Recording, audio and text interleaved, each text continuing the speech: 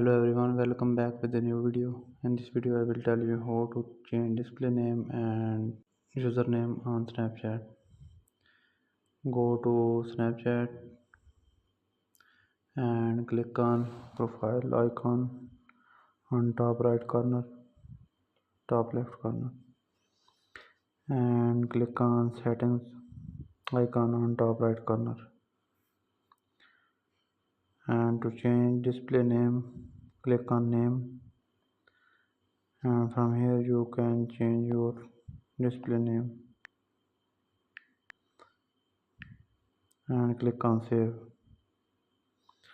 And if you want to change username, then click on username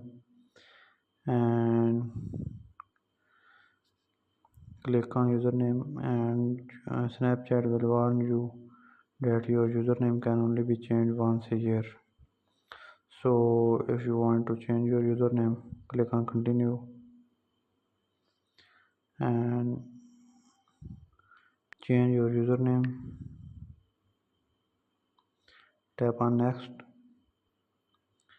and enter your password and tap on confirm to change your username. If you like the video, please subscribe our channel to get more videos like this. Thank you.